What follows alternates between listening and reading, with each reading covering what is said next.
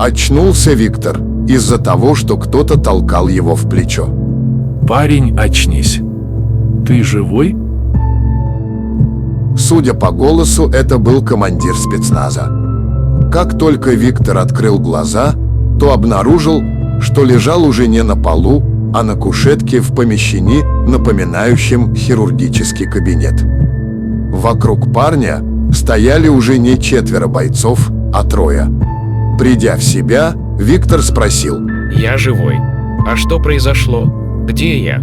И почему вас 3? Твой мозг подвергся воздействию электромагнитного излучения. К счастью, тебя спасла та девушка, что бродит здесь. Да, мы выяснили, в чем тут дело. Этот профессор прячет здесь опасную компьютерную машину. Согласно данным, что нам удалось выявить, в этом его эксперименте он хотел что-то сделать со своей умершей дочерью. Да, это ее призрак ты здесь видел. Постойте. Вы тоже ее видели? Я думал, это моя галлюцинация. Понимаю, в такое сложно поверить, но этот ученый как-то материализовал ее облик. Но суть в другом. Машина, что он делает, направлена на оживление людей. В общем, он убить тебя хочет. Что? Убить? Да, парень, ты не ослышался. Этому уроду нужно живое тело для перемещения умершей души. Это очень опасно. Ты помнишь тех 3 здоровяков, что одного нашего покусали? Да, помню. А с ними то, что случилось?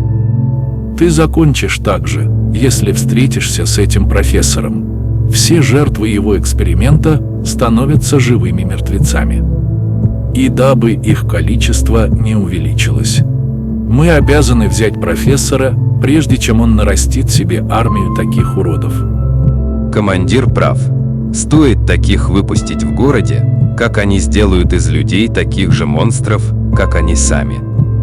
Правда, мы вынуждены прервать операцию. Пока ты отвлекал профессора, его псы убили Рому. И теперь нас осталось всего лишь 3. Поэтому поступим следующим образом. Выйдем к главному выходу, я запрошу подкрепление. Тем временем ты, парень, отключишь машину. Я по дороге скажу, как это сделать. Виктор замялся. Он, конечно, дружил с техникой, но не настолько продвинутой, как машина, о которой сообщил командир. Парень понадеялся, что ничего сложного не будет.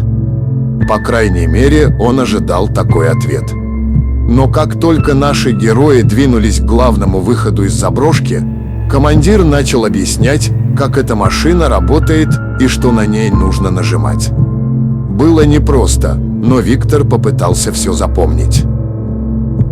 И не успел командир закончить объяснять парню, как отключить машину, как вдруг из всех дверей понабежали люди.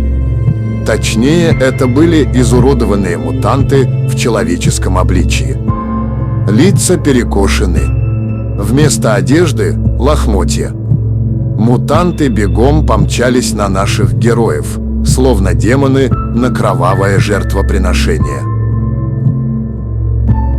Бойцы среагировали молниеносно. А именно, зарядили автоматы и начали каждому стрелять прямо в голову. Мутанты падали сразу. Спустя 8 минут все мутанты были повержены. Виктор вышел из укрытия и вместе с солдатами двинулся в сторону главного выхода. Подойдя к нему, командир достал рацию и начал по ней с кем-то говорить. Бродяга вызывает базу. Ответьте, прием. Бродяга, это база. Слышу вас хорошо. Доложите обстановку. База, это бродяга. Докладываю, цель обнаружена, у нас 2 потери, Борис и Рома. Спасен 1 гражданский. Запрашиваю подкрепление для захвата объекта. Вас поняла, бродяга. Высылаем к вам подмогу. Вертолет будет вас ожидать. Продолжайте операцию. Конец связи. Выключив рацию, командир повернулся к парню и сказал: Парень, все почти готово. Теперь дело за тобой. Иди в подвал и отключи машину.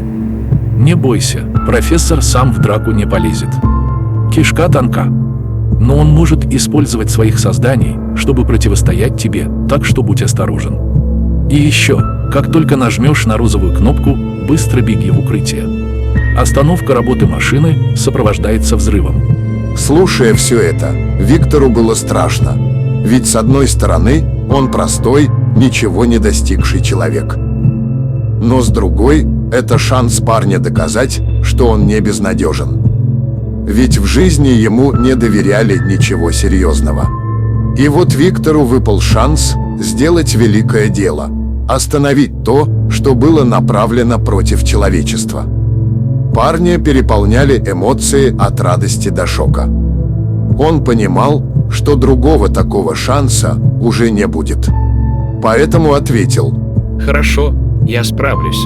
Куда нужно идти? Вниз. Машина. Мне больно. Катя ответила за нас. Парень, иди вниз, помоги неупокоенной душе. Пока этот профессор не наделал глупостей. Хорошо, я пойду тогда. Лифт справа. Удачи, парень.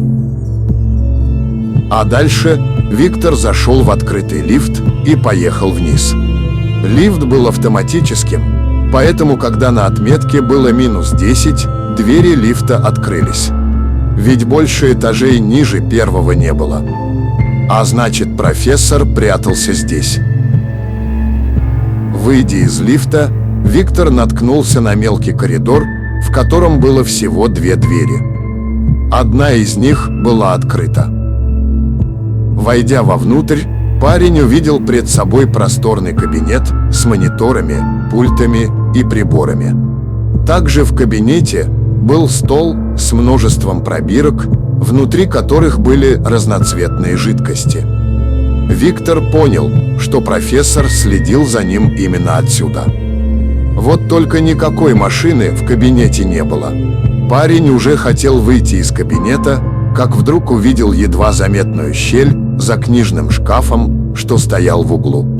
Подойдя к шкафу и отодвинув его в сторону, парень наткнулся на лестницу, ведущую куда-то вниз.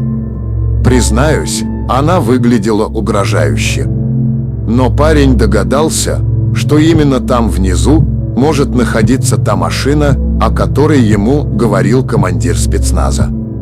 Набравшись смелости, Виктор начал спускаться по лестнице вниз. И вот он дошел до какой-то ржавой двери. Открыв ее, парень зашел вовнутрь просторной комнаты. По центру стоял огромный шарообразный прибор с 2 капсулами. Одна была пустая, а в другой лежало тело молодой девушки. Виктор сразу ее узнал. Это была та девушка, призрак которой явился ему в самом начале путешествия по заброшке. Как вы догадались, это и была дочь профессора, Катя. Также на приборе были закреплены пульт и монитор. Виктор уже подошел к прибору, чтобы сделать все так, как говорил командир спецназа. Как вдруг откуда-то послышался громкий мужской голос. Ах ты, сука! Предать меня решил? Я же хотел как лучше, чтобы все были счастливы. Но сейчас ты у меня получишь, предатель. Моя машина тебя убьет. Спокойной ночи, парень. Это был тот профессор, который связывался с нашим героем в начале. Стоило ему это сказать, как вдруг машина включилась и начала издавать оглушительную вибрацию. Парень сразу же потерял сознание. Поначалу он не видел ничего, лишь кромешную тьму. А потом услышал голос Кати. Держи. Я уже здесь. После яркая вспышка света озарила Виктора. После чего он очнулся. На удивление, парень не испытывал никакого головокружения. Поэтому, поднявшись с пола, он сразу же подбежал к пульту, запущенной профессором машины, и начал нажимать на кнопки и рычаги в порядке, сказанном командиром спецназа. Профессор, конечно, был в шоке от увиденного. Что? Нет. Как ты выжил? Я же дал мощный импульс. А не важно, у меня есть запасной козырь. Бойцы, уничтожить его!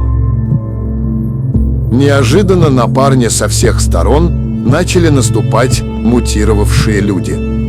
Среди них были как мужчины, так и женщины. Все они не говорили, а лишь только мычали, подобно живым мертвецам. Виктор подумал, что это конец.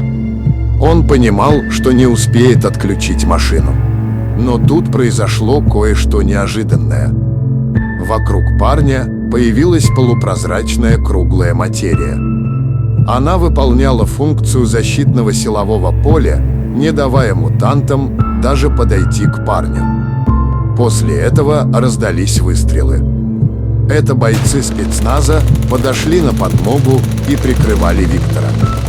Парень выдохнул с облегчением и завершил отключение машины. А профессору ничего не оставалось, как наблюдать за происходящим. Когда все было готово, машина начала перегреваться и вибрировать.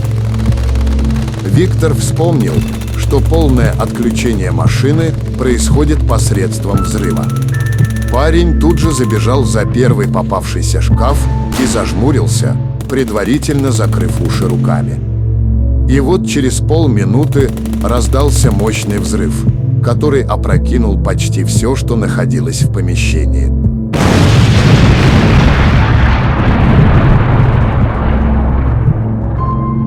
Когда все затихло, Виктор выполз из укрытия. Его задело только краем выброшенной энергии. Раненый парень пополз к выходу, как вдруг из единственной двери в помещение вбежал разгневанный профессор. Он посмотрел на машину и закричал: Что ты наделал, идиота ты кусок? Ты вообще понимаешь, что ты натворил? Годы работы. Все впустую. Из-за тебя. Да ты с***ный. Ну все, получай пи***й. Профессор уже схватил в руки какую-то арматуру и хотел избить парня, как вдруг увидел знакомый силуэт девушки слева от себя. Это была его дочь, Катя. Она с яростью смотрела на отца, попутно приближаясь к нему вплотную. Увидев свою дочь, профессор заулыбался. Катенька, доченька, как же я рад снова тебя увидеть. Не бойся, я найду другой способ тебя оживить. Я что-нибудь придумаю. Доча, ты чего? Не успел профессор это сказать, как вдруг начал подниматься по воздуху вверх. Это Катя его поднимала. Она, будучи духом, применила магию. Соответственно, по ее воле, профессор начал летать по воздуху из стороны в сторону. Нет, нет, стой, дочка, пожалуйста, прости. Стоило профессору это сказать, как вдруг по воле Кати он с большой скоростью влетел в стену и упал на пол, лишившись сознания. Затем призрак Кати подошел к Виктору. Тот, соответственно, тоже запаниковал, ведь она, будучи призраком, могла с ним сделать что угодно. Но Катя лишь остановилась и с благодарностью, посмотрев на парня, протянула ему руку. Тот взял Катю за руку, и та, помогая ему встать, произнесла: Спасибо тебе. «А теперь, дорогой слушатель, я расскажу тебе, что было дальше». Пока парень доставал из капсулы тело Кати, в помещение вбежал спецназ. Профессор Сергей Анатольевич был арестован по обвинению в массовом убийстве людей и организации терроризма. После восстановления в госпитале профессор был приговорен к пожизненному сроку и отправлен в тюрьму строгого режима. Родственники Кати помимо профессора нашлись. Девушку похоронили как надо. Однажды она пришла к Виктору во сне и поблагодарила его за помощь. После чего сказала, что знает о его жизненных проблемах, и добавила, что все будет хорошо. Так и случилось. Однажды на работе, когда Виктору удалось успешно опубликовать несколько статей в журнале, посвященных его приключениям в заброшке, к нему на работу пришли несколько людей в форме. Самый главный из них выразил Виктору благодарность за помощь в проведении операции «Небесный костер». Ведь, как объяснили Виктору, для неупокоенной души погибшей девушки это и был проход на небеса. К слову, журнал, что опубликовал Виктор, сразу же после спасения Кати, набрал огромную популярность среди читателей. Начальство было довольно таким успехом, и Виктора оставили на работе. Карьера Виктора стремительно пошла в гору. А дальше он нашел себе красивую девушку и женился на ней. Вот такая история о неудачнике, ставшем победителем по жизни. А на сегодня это все. Подпишитесь на канал и пишите комментарии. До скорой встречи. Арыва.